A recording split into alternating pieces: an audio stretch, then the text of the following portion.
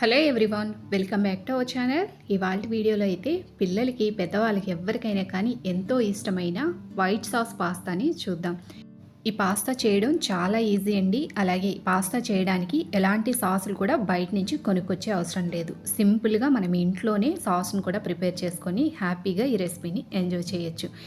Late చేయకుండా వీడియోని అయితే చూసేద్దాం. వీడియోలోకి వెళ్ళే ముందు మీరు ఫస్ట్ టైం కనుక మన ఛానల్ చూస్తున్నట్టయితే మన ఛానల్ సబ్స్క్రైబ్ చేసుకొని పక్కనే ఉన్న బెల్ ఐకాన్ని క్లిక్ చేయండి. ఇంక ఇప్పుడు రెసిపీని అయితే చూసేద్దాం. ముందుగా స్టవ్ ఆన్ చేసి గిన్నె పెట్టుకొని గిన్నెలోకి 2 కప్పుల వరకు వాటర్ని పోసుకోండి. మీరు ఏ కప్పు మెజర్మెంట్ అయినా తీసుకోండి. నేను చెప్పే ఈ కప్పుని ఫాలో అయ్యారు అంటే మీకు కూడా రెసిపీ అనేది చాలా బాగా వస్తుంది. ఇప్పుడు ఇందులోకి 1/2 టీ స్పూన్ వరకు ఉప్పు, 1/2 టీ స్పూన్ వరకు ఆయిల్ వేసి ఎసర్ని తెరల కాగనివ్వండి. ఎసరు మరిగేలోపు మీ దగ్గర ఏ పాస్తా ఉంటే ఆ పాస్తాని 1 కప్పు వరకు తీసుకోండి. నా దగ్గర ఈ రకం పాస్తా ఉంది, అందుకని తీసుకున్నాను. మీ దగ్గర ఎల్బో షేప్ ఉన్న పాస్తా ఉంటే అది కూడా తీసుకోవచ్చు.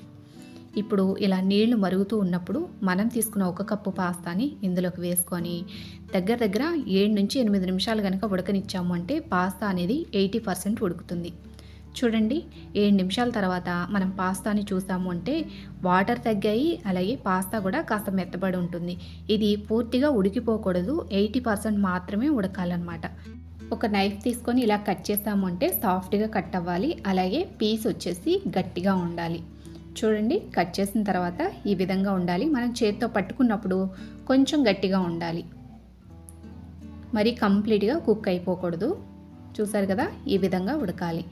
ఇప్పుడు ఈ పాస్తాని మనం ఒక స్ట్రైనర్లో వేసుకున్నాము అంటే అడుగు నుంచి నీళ్ళు అనేవి డ్రైన్ అయిపోతాయి. అలాగే పాస్తాని స్ట్రైనర్లో వేసిన తర్వాత మరలా ఒకసారి మంచినీళ్ళు పోసుకొని కడుక్కోండి. అంటే మామూలు రూమ్ టెంపరేచర్ వాటర్ ఉంటాయి కదా, ఆ వాటర్ వేసి కడుక్కోండి. ఫ్రిడ్జ్ వాటర్ వేయొద్దు, రూమ్ టెంపరేచర్ వాటర్లో ఉన్న నీళ్ళు మాత్రమే వేసి కడుక్కోవాలి. ఇప్పుడు ఈ పాస్తాని పక్కకు పెట్టుకున్నాక స్టవ్ ఆన్ చేసి ప్యాన్ పెట్టుకొని ప్యాన్లోకి 1 టేబుల్ స్పూన్ వరకు బటర్ని వేసుకోండి. బటర్ లేదు అంటే ఆయిల్ వేసుకోవచ్చు, కానీ బటర్ తోటైతే పాస్తా బాగుంటుంది. చూసారు కదా, బటర్ కొంచెం మెల్ట్ అయిన తర్వాత 3 వెల్లుల్లి రెబ్బల్ని ఈ విధంగా పొట్టి తీసుకొని సన్నగా ముక్కలుగా కట్ చేసుకొని వేసుకోవాలి. వెల్లుల్లిని ఒక్కసారి వేయించుకోవాలి. ఇలా వేగిన తర్వాత ఇప్పుడు ఇందులోకి 1 టేబుల్ స్పూన్ వరకు ఆనియన్స్, 1 టేబుల్ స్పూన్ వరకు సన్నగా తురుముకున్న క్యారెట్, 1 టేబుల్ స్పూన్ వరకు పచ్చి బఠానీ లేదా మీ దగ్గర ఫ్రోజన్ బఠానీ ఉంటే అదైనా కూడా వేసుకోవచ్చు. అలాగే 1 టేబుల్ స్పూన్ వరకు సన్నగా చాప్ చేసుకున్న క్యాప్సికమ్ ముక్కలను కూడా వేసుకొని స్టవ్ని హై ఫ్లేమ్ మీద పెట్టుకొని పచ్చివాసన పోయేంత వరకు వేయించుకోండి.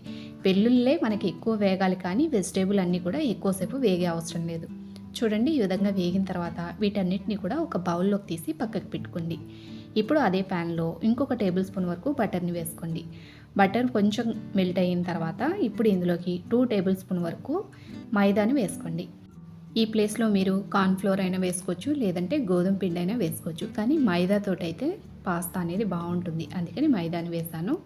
ఇప్పుడు మైదాలోంచి పచ్చివాసన అంతా పోయేంత వరకు బటర్లో వేయించుకోవాలి.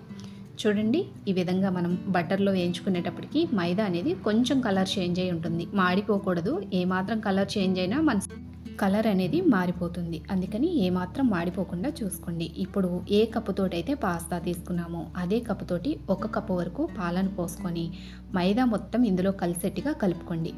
మనం తీసుకున్న 1 కప్పు పాస్తాకి 2 కప్పులు పాలు పడతాయి ఇందులోకి. అయితే మనం ఫస్ట్ 1 కప్పు వేసుకొని ఇవ్వండి. ఈ విధంగా మనకి మైదా అంతా కూడా ఉడికి చిక్కబడుతుంది సాస్ అనుకున్నప్పుడు ఇంకొక కప్పు వరకు పాలను పోసుకోండి. పాలను పోసిన తర్వాత కలుపుతూ ఇంకొక నిమిషం పాటు ఈ సాస్ని మరగనివ్వాలి. కప్పు చూసారు కదా, 250 ml కప్పు తీసుకున్నాను నేను. ఇది ఒకరికి కరెక్ట్గా సరిపోతుందండి. లేదు మీరిద్దరు ముగ్గురు అయితే గనక క్వాంటిటీ అనేది డబల్ ట్రిపుల్ చేసుకోవచ్చు.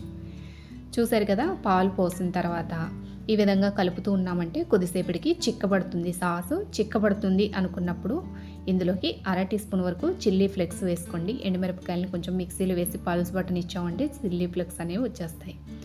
1/2 టీ స్పూన్ వరకు మిరియాల పొడి, 1/2 టీ స్పూన్ వరకు ఒరెగానో వేసుకోండి. అలాగే మనం ముందుగా ఫ్రై చేసుకున్న వెజిటేబుల్, అలాగే రుచికి సరిపడా ఉప్పు వేసుకొని ఇవన్నీ కూడా కలుపుతూ ఇంకొక నిమిషం పాటు ఉడకనివ్వండి. మీ దగ్గర ఒరెగానో లేకపోతే కనుక వాము ఆకులు ఉంటాయి కదా, ఆకుల్ని మనం దోశలు వేసుకునే పెనం మీద వేసి ఆయిల్ ఏం పోయకుండా ఫ్రై చేసుకున్నామంటే అవి క్రిస్పీగా రెడీ అవుతాయి. వాటిని క్రష్ చేసామంటే మనకి ఒరెగానో అనేది వచ్చేస్తుంది. చూసారు కదా, ఒక్క నిమిషం పాటు కలుపుతూ ఉడకనిచ్చామంటే సాస్ అనేది చిక్కబడి ఉంటుంది. ఎంతవరకు చిక్కబడాలి అంటే ఒక స్పూన్ తీసుకొని వెనక్కి తిప్పి డిప్ చేసి చూసారంటే ఈ విధంగా పల్చగా ఒక లేయర్ అనేది ఏర్పడాలి. ఆ స్టేజ్లో మనం ఉడకబెట్టుకున్న పాస్తా ఉన్నాయి కదా, ఆ పాస్తాను కూడా ఇందులోకి వేసుకొని కలుపుతూ ఇంకొక నిమిషం పాటు ఉడకనివ్వండి. స్టవ్ను మాత్రం లో ఫ్లేమ్లోనే పెట్టుకోండి. హై ఫ్లేమ్ మీద పెట్టాము అంటే సాస్ అనేది చిక్కబడిపోతుంది, పెనానికి అడుగంటుతుంది, కలర్ కూడా చేంజ్ అయిపోతుందనమాట. అందుకని స్టవ్ని మాత్రం లో ఫ్లేమ్లోనే ఉంచి కలుపుతూ ఉడకనివ్వండి. చూడండి, ఒక్క నిమిషం అయ్యేటప్పటికి ఇంకొంచెం చిక్కబడి ఉంది కదా. ఇప్పుడు ఈ స్టేజ్లో మీకు కావాలి అనుకుంటే చీజ్ వేసుకోవచ్చు. లేదు, చీజ్ అవసరం లేదు అనుకుంటే డైరెక్ట్ ఇలాగైనా కూడా సర్వ్ చేసేసుకోవచ్చు. ఇంక ఇందులో ఏం వేసే అవసరం ఉండదు. ఒకవేళ మీకు నచ్చినట్టయితే కనుక కొంచెం చీజ్ని ఈ విధంగా సన్నగా ముక్కలుగా తరుక్కొని వేసుకోండి. నేనైతే 1 టేబుల్ స్పూన్ వరకు వేశాను. ఇది ఒక్కరికి క్వాంటిటీ అని చెప్పాను కదా, అందుకని 1 టేబుల్ స్పూన్ వరకు వేశాను. చీజ్ వేసిన తర్వాత ఇంకా స్టవ్ ఆఫ్ చేసేసుకొని కలుపుతూ ఇంకొక నిమిషం అలా కలుపుతూ ఉన్నాము అంటే చీజ్ అనేది చక్కగా మెల్ట్ అయిపోతుంది. ఇంకా దీన్ని మనం వేడివేడిగా సర్వ్ చేసుకోవడమే. పాస్తా ఇప్పుడు కూడా వేడిగా ఉండగానే తినాలండి. అందులోని ఇప్పుడు చలికాలం కదా, ఈ కాలంలో పాస్తా చాలా బాగుంటుంది. అలాగే చేయడం కూడా చాలా ఈజీ. దీనికోసం రెస్టారెంట్లకు వెళ్ళి ఎక్కువ డబ్బులు ఖర్చు పెట్టుకునే కన్నా కూడా ఇంట్లోనే హైజీనిక్గా మనమే ప్రిపేర్ చేసుకోవచ్చు. చూసారు కదా, ఎంతో టేస్టీ అండ్ ఈజీ పాస్తాని మరెందుకు ఆలస్యం, మీరు కూడా ట్రై చేస్తే మీకు ఎలా కుదిరింది అనేది తప్పకుండా కామెంట్ సెక్షన్లో తెలియచేయండి. అదండి వాళ్ళకి రెసిపీ మీ అందరికీ నచ్చితే లైక్ చేయండి. మరొక మంచి రెసిపీతో మళ్ళీ కలుస్తాం. Thanks for watching.